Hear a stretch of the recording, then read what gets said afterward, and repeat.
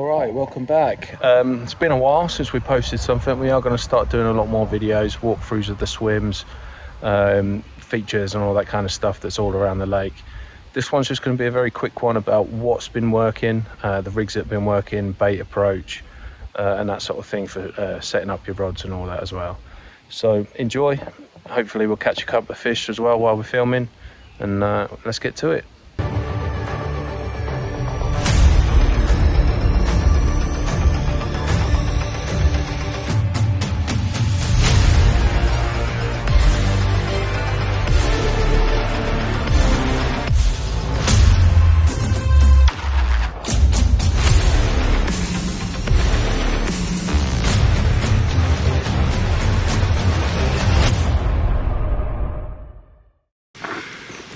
Now, this is not to say that it's the only things that work. Obviously, still come do what you're confident with. Don't need to change very much to come here, to come to France. Just fish like you do back home. Couple of little tweaks maybe. That's it. See how you get on. So I'm going to run you through a couple of the rigs that have been working, a couple of the setups, baits, and those sort of things. Let's go to it. My 25 or 35 pound boom. This will all need to be steamed properly afterwards at the end. I don't have the kettle with me at the moment. I'm sure you guys know how to steam a piece of boom section. I'm going to grab my crimps. I've got 25 pound boom, so these are the 0.6 millimeter crimps. Get those two out. I just need one for now, so we will get our boom section through one side of the crimp. I do need new eyes. Okay, through one side, back through the other side, and then bring it down round about that. Eyes. So I'm using the 0.6, so that goes in the small, which is the top one. You have to make sure that when you put this in, it's dead center. I don't know if you'll be able to see it. If the crimp is, let's try on this camera. If the crimp is offset any way whatsoever, it won't crimp properly. It might look like it has, but it won't, and then it will slip and it will come off. So what you should be looking at when you get to that, you got a barrel at the top and a barrel at the bottom. There's a flat line through the middle of it that should be in between your two lines, if that makes sense, your tag end and your main part of your boom. You'll see if it's not done right. If it's not, it doesn't matter, just cut it and do it again. Right, so we've trimmed that right off, so we've got that at the end now. I'm going to take the opportunity to put a sinker on, which I don't have with me. One second. Okay, right, we're back. Got my sinker. I use a big one, the biggest ones that I can find, because I slide that on. This isn't on the thing, it was on another rig. So I use my splicing needle again. Put that on the other end of the boom section. Now, this end piece of the boom section is going to get kinked and damaged when we're doing that. Don't worry about that, we're going to cut that off at the end anyway. Just slide that sinker up out of the way for now.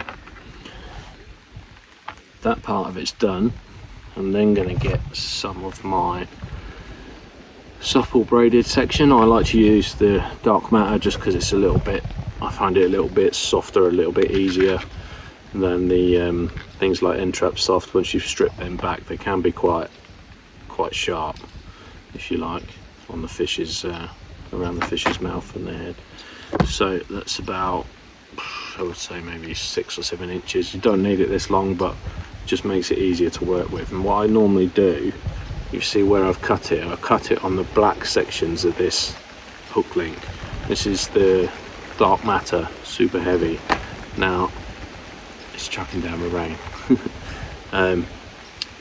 I find if you cut it on the black sections, it's a lot easier to thread. It doesn't sort of fray up as much as it does on the green sections of it. So I'll tie a loop in the end. That's just going to be for putting our bait on. My eyes are a bit dicky, so I have to use my baiting needle to pull the loop through. It's just a simple overhand loop like that. Now, depending on what size boilies you're using, bear in mind this is going to be a snowman rig as well, or a chopped down snowman rig. I want that knot to be inside the bottom bait, so for me that's around about there. Alright, you can measure it, you'll get the hang of it once you get going. So I've just pulled that down tight. Nice sharp pair of scissors, cut that off, and we got our loop. What we're going to do now is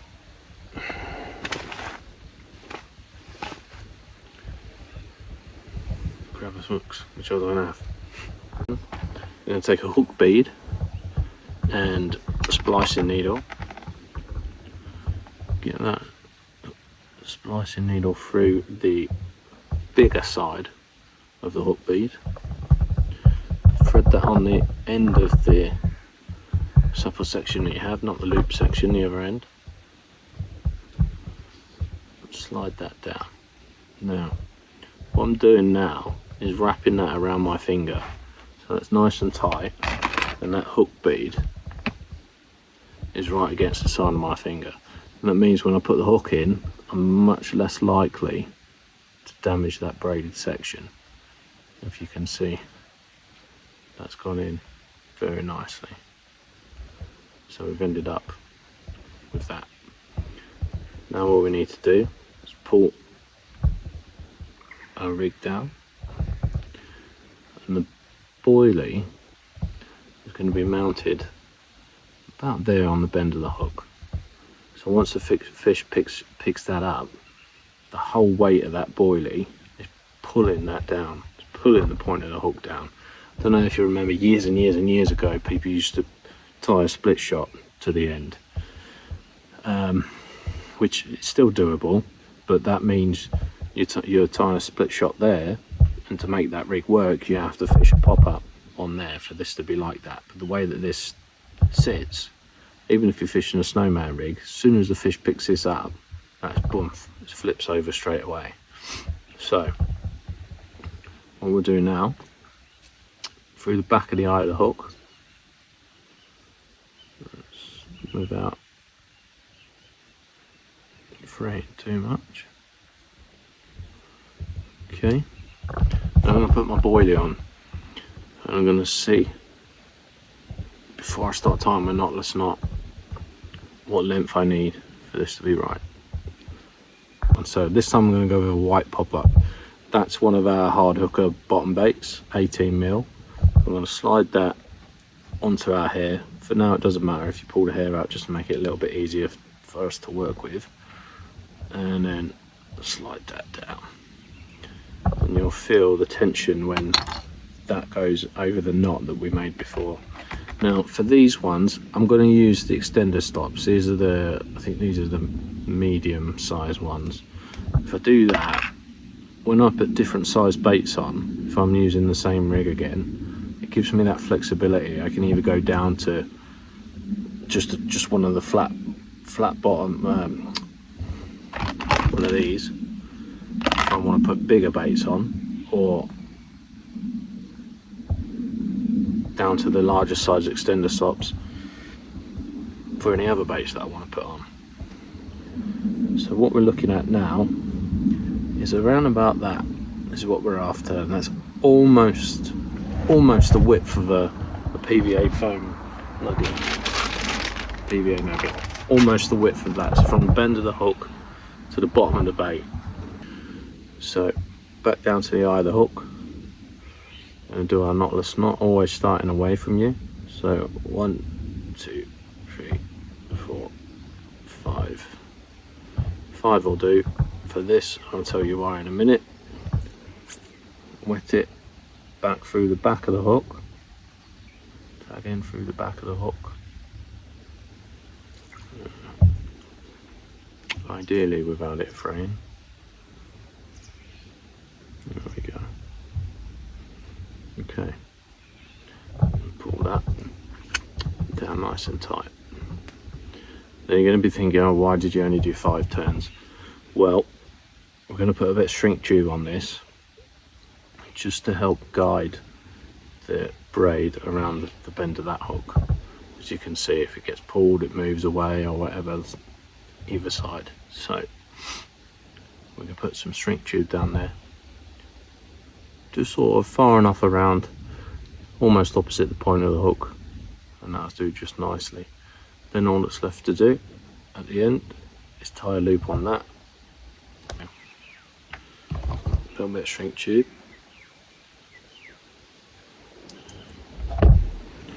Remember, this is just to go over the knot that we've made and guide that braided section around the curve of the hook. And get it through. Okay, slide that down. And that'll go right on there. Don't want this tubing to interfere with the way that that braid is coming off the eye of the hook. I want it to cover the knotless knot that I've made, and I want it to come around the bend, but I don't want it covering the eye of the hook. I want that braided section to come out as it naturally would. And we'll steam all this down at the end. So now the only thing that's left to do is tie an overhand loop. This can be a bit fiddly if you haven't given yourself enough to work with, which I think I might just be able to do it. And get my trusty splicing needle. Obviously at this point, if you've given yourself a lot more to work with, you can then determine how long you want that supple section to be.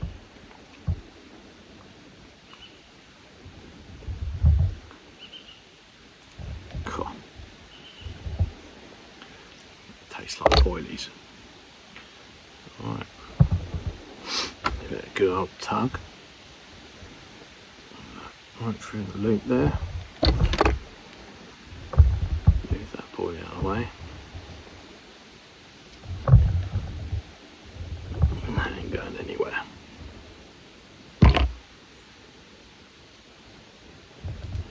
Like I said, this is a microbarb hook, but I'm not fishing with this.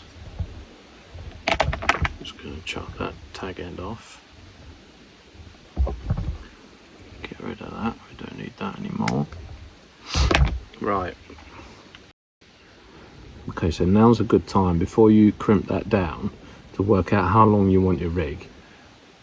Different every lake, obviously. Normally you would say if I was 8 to 10 inches, but shorter rigs have been doing really well here, and you need to keep in mind, once you've connected that to either your quick change swivel or straight to a clip onto your lead, the length of your rig is actually to the point where it makes contact with the lead. That's how I measure it. I'm not saying that that's the law of how it is, but that's how I measure it. So for me, this is still quite a little bit too long. I'm going to shorten it a little bit.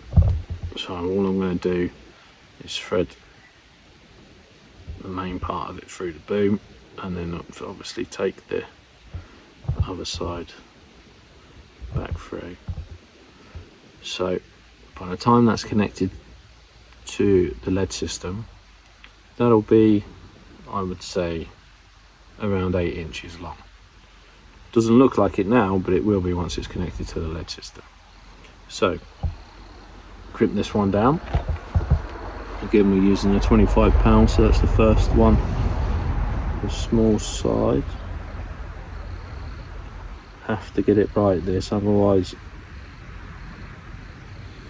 you have to do it again. So moment of truth.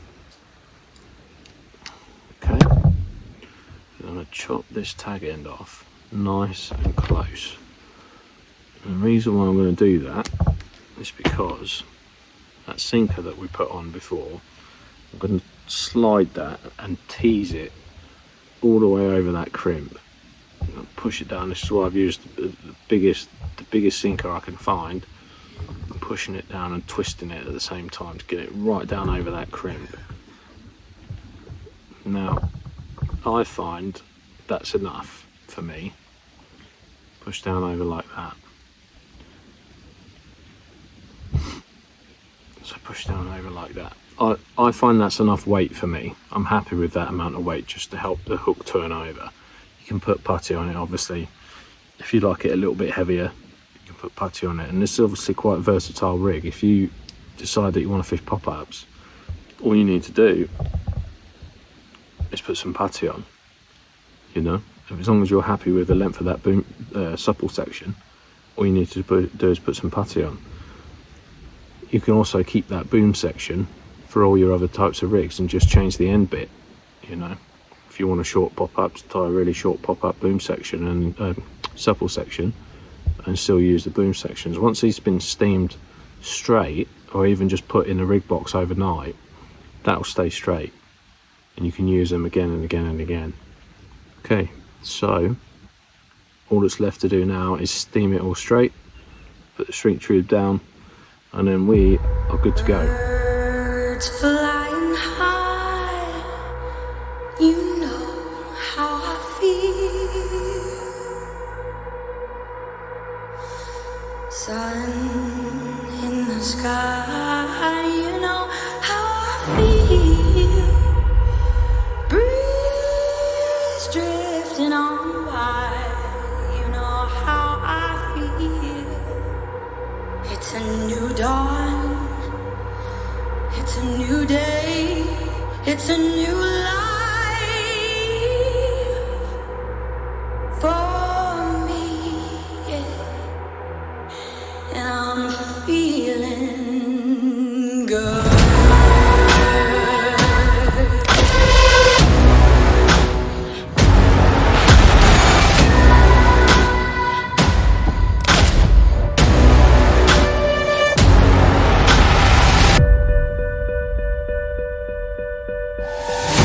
Fish in the sea, you know how I feel. River running free, you know how I feel. Blossom on the tree, you know how I feel. It's a new dawn, it's a new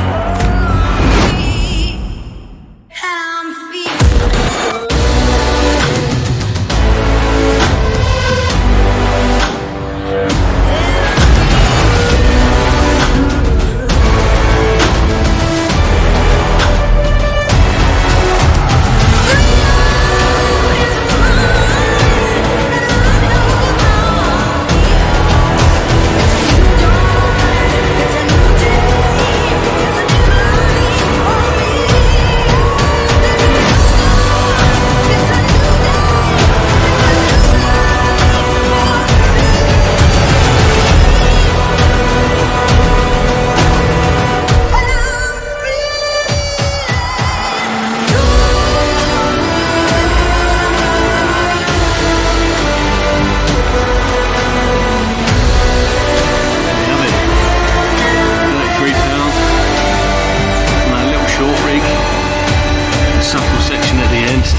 Supple section at the end, and £33 on the nose, up by the spillway, single boilie, white topper, dog going. Let's get her back.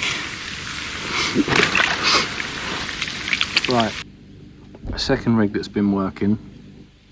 To be honest, if I could fish just one rig here, it would be this one. It was very similar to what we tied before, but just a few changes with the supple section. So I'm going to tie this up. I've took the length of the camouflage camo there. I like to have something that's sort of quite low diameter. I have got the heavy duty tungsten one, but it's a bit big. So what I'm going to do is strip all the coating off of this with my teeth and my nails. tie a little loop in the end. I'll try and do this quickly enough. Got useless eyes, so get my little loop in the end. Nice and small. Cut that down. Fish jumping out everywhere. You can probably see how hot it is. I'm sweating. It's 34 today, so I'll be surprised if I catch anything, but I have got a rod out. Okay, micro ring or micro ring swivel, whatever you prefer. It's going to be a blowback version of pretty much what we just tied.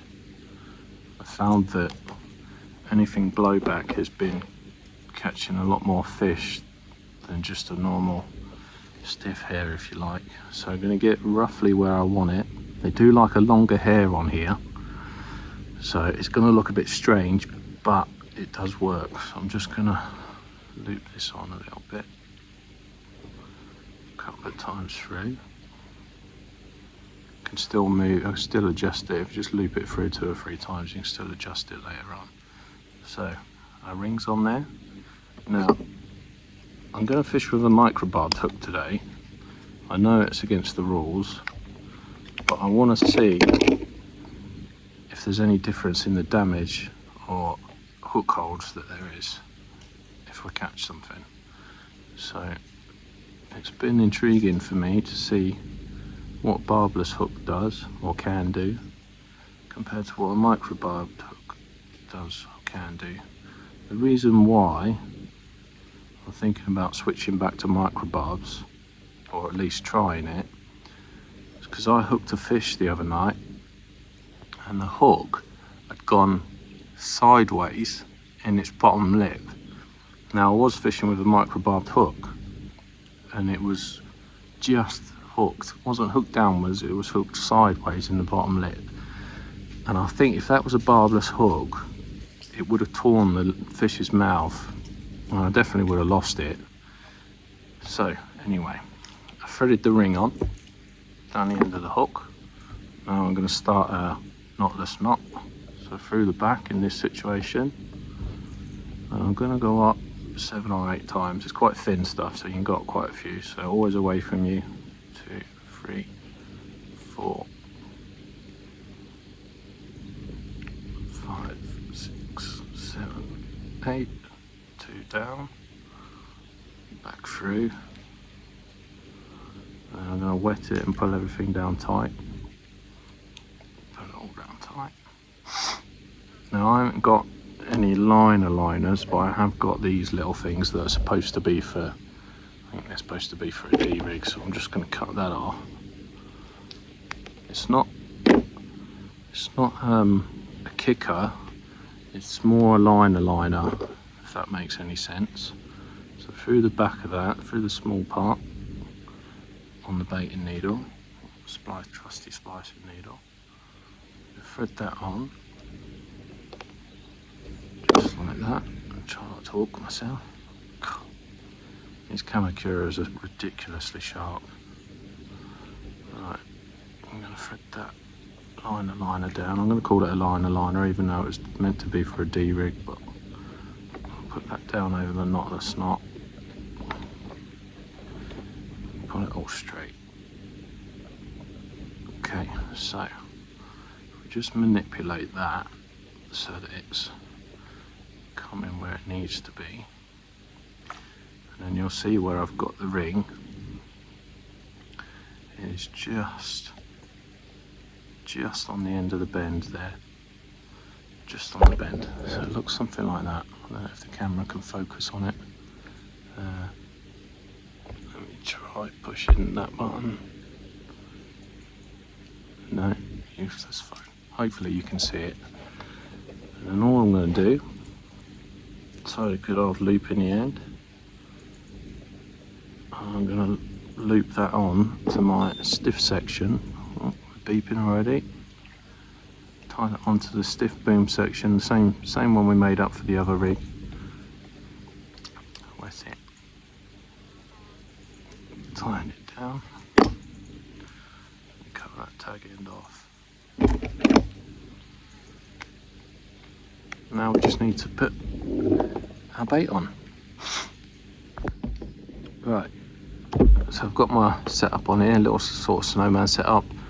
Yellow and white toppers have been doing really well on here. Yellow's done better than white, but both of them are doing really well. So just half a pop up. This one's been soaked in our garlic liquid that I make up here, and that's just a straight insectarine 18mm hard hooker.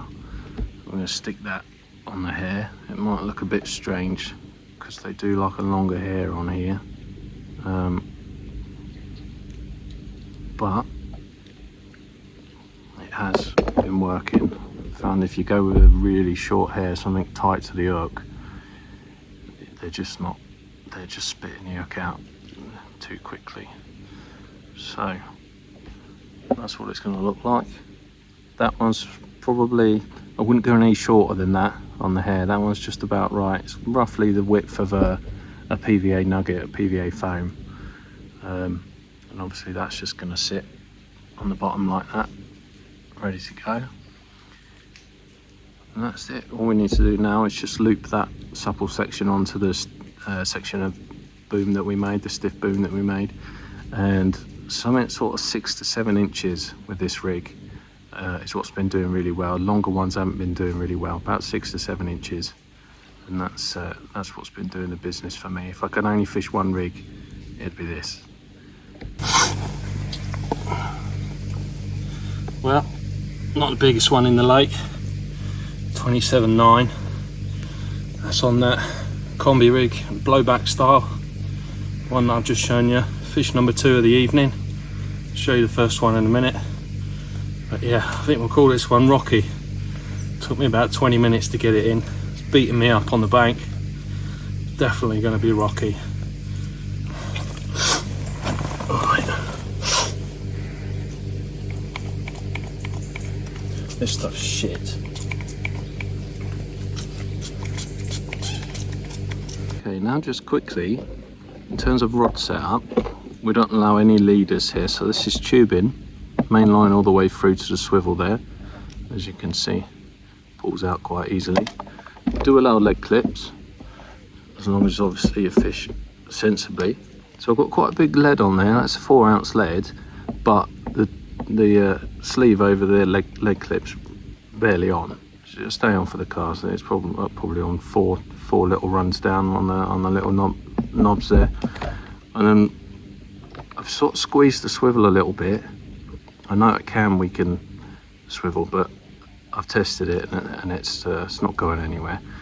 So I squeeze the swivel a little bit just to make it a run-in rig, but I'm just very, very gently pushing the bottom of the swivel in literally a millimetre. When the fish picks it up, it breaks off. So it's sort of a shock and run rig. So just in there very gently, shakes its head, and it's a running rig. Just enough to set the hook, and that's it.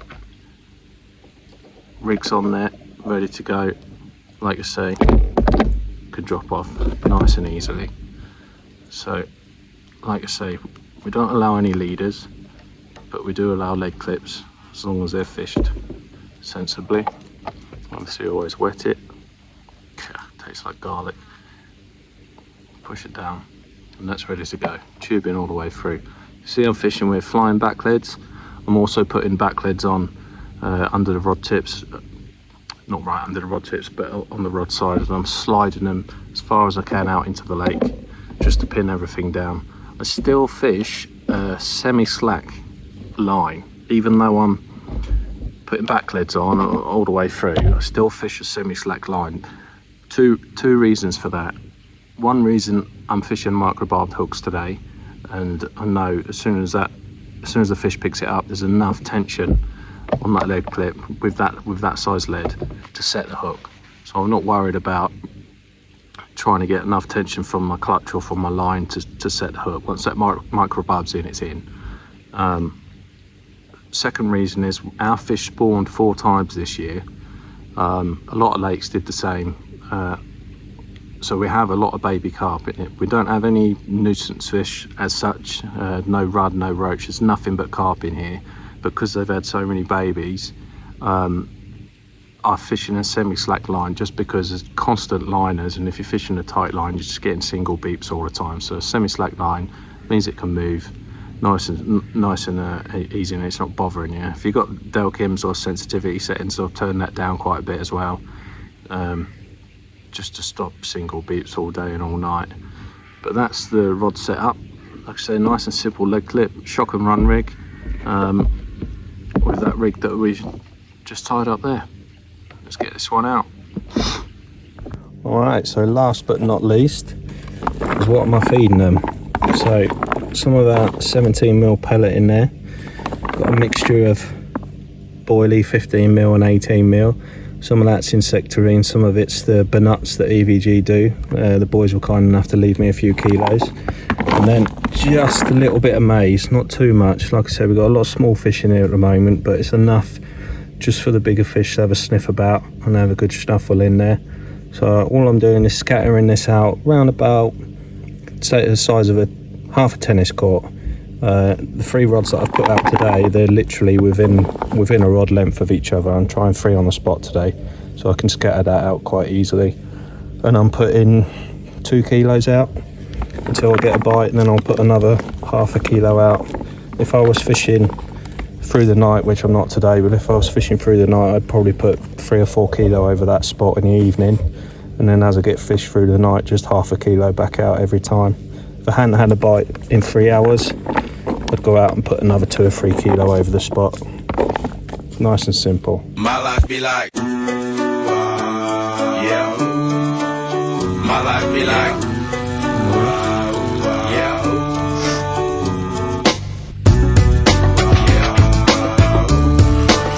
My life be like, yeah. My life be like times like these that make me say, yeah. Lord, if you see me, please come my way. Like leaving brain control when I stray. Yeah, life sacrifice to the right my way. Like living like a fingertip.